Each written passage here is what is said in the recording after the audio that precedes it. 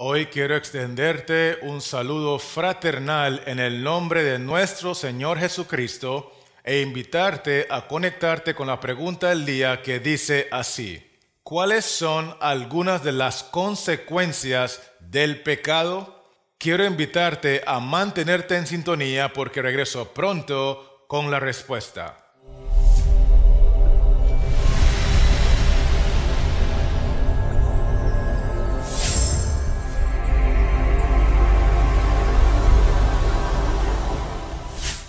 Para esta pregunta vamos a abrir la palabra del Señor al libro de Efesios, el capítulo 2 y el versículo 1, que dice así: y Él os dio vida a vosotros cuando estabais muertos en vuestros delitos y pecados.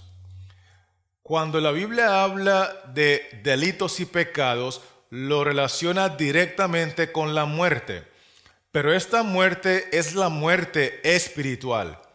Cada ser humano que no se ha entregado a Cristo, que ha rechazado a Cristo o que no cree en Cristo, está muerto en vida.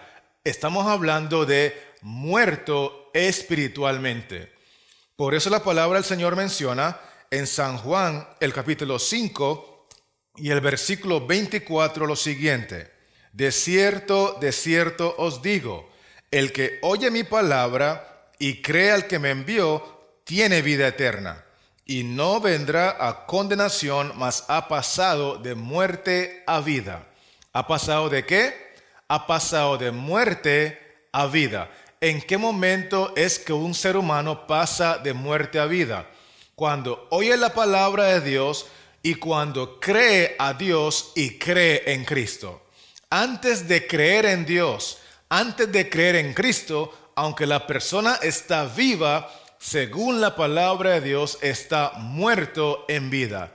De allí aquella famosa expresión donde Cristo le dijo a una persona: deja que los muertos entierren a los muertos y tú ven y anuncia el reino de Dios. Cristo habló de dos tipos de muertos. El primer muerto es espiritual y el segundo muerto es físico. Así que deje que los muertos espirituales entierren al muerto físico y tú venga y anuncia la palabra del Señor. ¿Me estoy explicando? Muerte espiritual es cuando un individuo no cree en Cristo, cuando una persona rechaza a Cristo o cuando una persona no acepta a Cristo.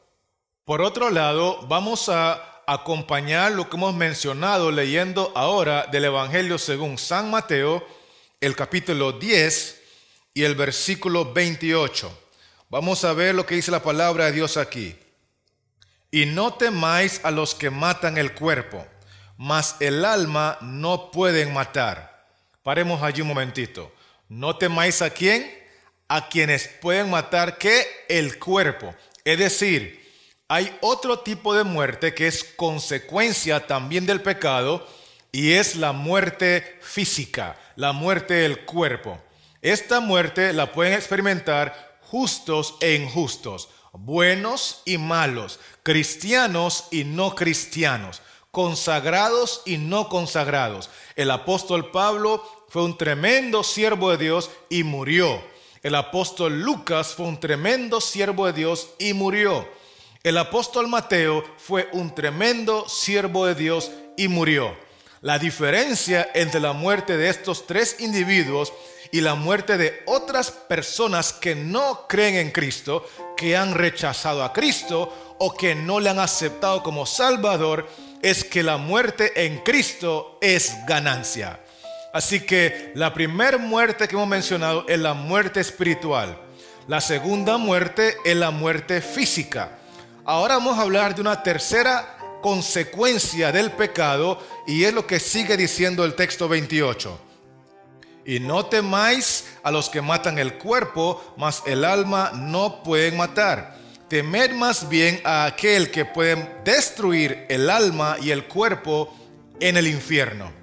Cuando la persona muere de cuerpo, solamente es la muerte física o lo que podemos llamar la primera muerte.